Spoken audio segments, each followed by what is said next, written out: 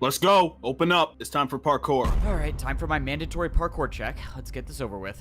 You're late. You know the deal. You can do the 1-block jump for the raw chicken, or you can attempt the 1-block vertical jump for the beef. Here in Parkour Civilization, no one chooses to jump for the beef. It's better to be safe and do the 1-block jump for the chicken rather than risk your entire life for just half a hunger bar more. I'm sure that at this point, everyone has seen this in some format. Perhaps not the original video, but maybe clips of it on YouTube Shorts or on your Instagram Reels, for example, especially if you're in the Minecraft community. But for those who are outside the loop, this is a Minecraft series or movie by FBO, set in this strange world where parkour reigns supreme. It's used as currency, exists as the cultural background and setting, and even literary works are Written in parkour. Memes aside though, I find this to be quite a profound philosophical dilemma actually. Something like the trolley problem.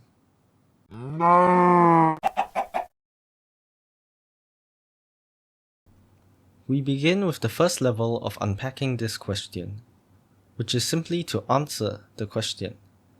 Would you jump for the chicken or the beef? That is to say, would you rather choose a life of safety with stagnance, or take the risk for the potential for something more? The correct answer would be to take that risk, of course. In the context of Parkour Civilization, even though the jump for the chicken is easier than the jump for the beef, the risk is not zero. You can still fail that jump, and if you do, you end up falling into the void and into parkour prison. By looking at the cost-benefit ratio, we can come up with something similar to Pascal's wager. Pascal's wager is a philosophical and theological argument in favor of believing in God. If you choose to believe, you don't really lose anything in the event that he doesn't. But if he does, you get rewarded with getting into heaven.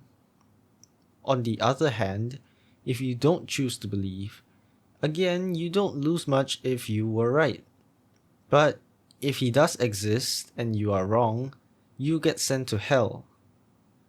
And so on balance, it just seems like a better option to believe than not to.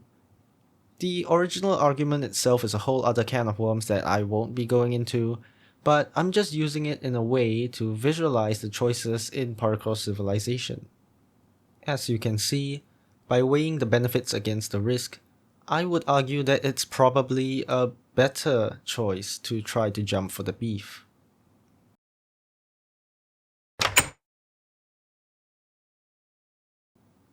But wait, there's more. You would have noticed the use of quotation marks and perhaps the slight difference in the intonation for better despite my rather monotone voice. By itself, raw beef fills up more hunger than raw chicken and provides more saturation. But what does that mean exactly? Sure, you can live a little more comfortably, or even afford to scrimp a little here and there to start sprinting or have an easier time challenging the trials to rank up and so on and so forth. So in that sense, it's better. But if the system was rigged from the beginning, which it is, what does it matter? Parkour Civilization exists as a false meritocracy, and living in Singapore, I should know we're very big on that.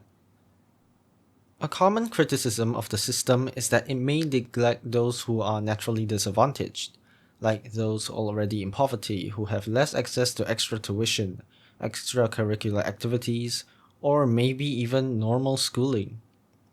Obviously, Parkour Civilization is the extreme case of this, where your rank is decided since the moment you join the world, and the way to rank up from your initial position is literally impossible, unless you were the main character like FBO. And even if you didn't know that the final jump was impossible, the journey to even get the opportunity to try to beat the course is so difficult, which only serves to further discourage anyone from making the attempt in the first place. Jumping for the beef doesn't seem like such a good deal now, does it? And Pascal's wager now seems a little bit more like this. Of course, it is still debatable since even if you were to stay on the same level, living on beef would be a much better choice than living on raw chicken, to make everything a little bit more comfortable. The point is, the question of choosing between the chicken and beef, risk against stability, seems a lot more difficult and less direct than it did initially, doesn't it?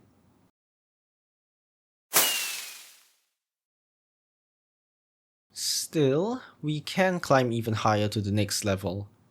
Remember the false memory implanted into every member in Parkour Civilization?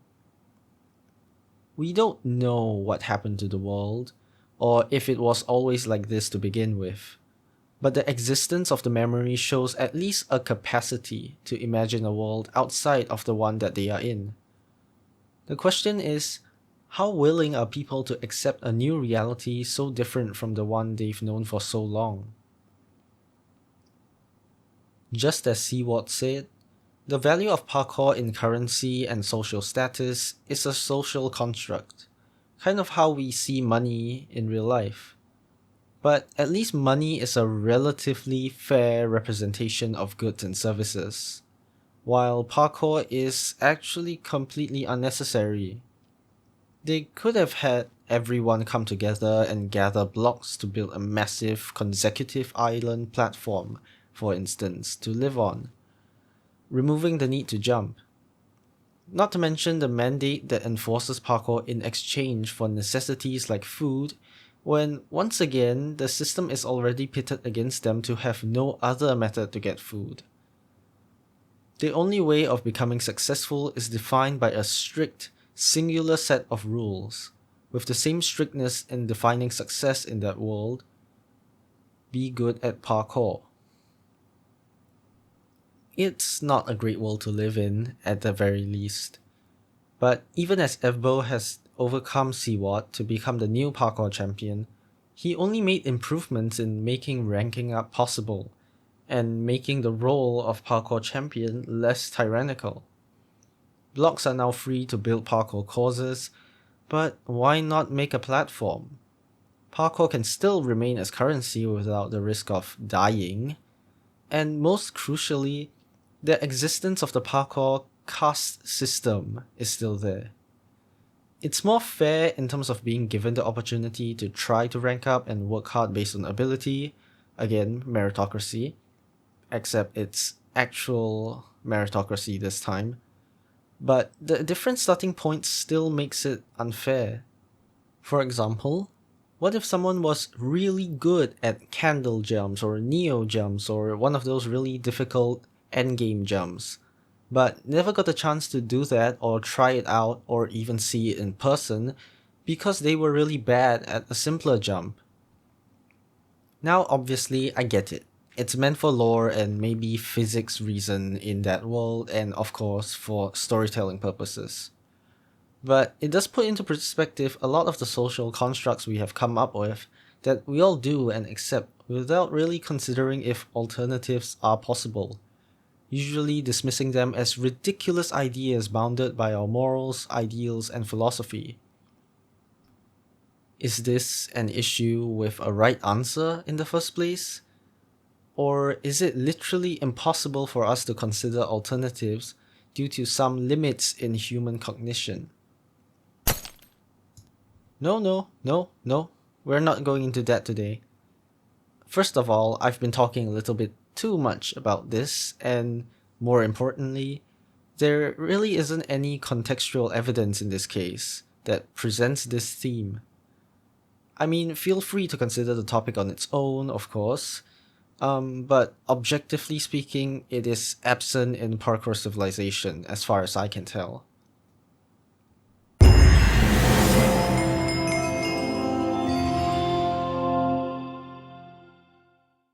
Alright, that was a lot. I just want to round things up by saying that it's not that deep. As in, probably not to the extent of analysis the creator intended for, though I could also be very well underestimating him. Anyways, I just thought it was interesting and wanted to talk about it, and do it justice. Hence the perhaps excessive degree of analysis over a block game. Though I do feel like it strongly parallels the way we make decisions in real life. It feels so easy to give advice to someone to go and follow your dreams, YOLO, do whatever you want and aim for the stars, and criticize those who don't do that and choose to be meek, as cowardly people who have no ambition. But when the responsibility of choice lands on your shoulders, it's so difficult to even step out of your comfort zone for the smallest decisions.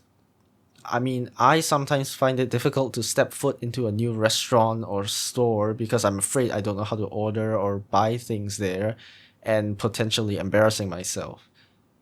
Even though, logically and objectively speaking, I know that literally nobody cares and the staff are there to help you. And then there's the question of jobs and futures.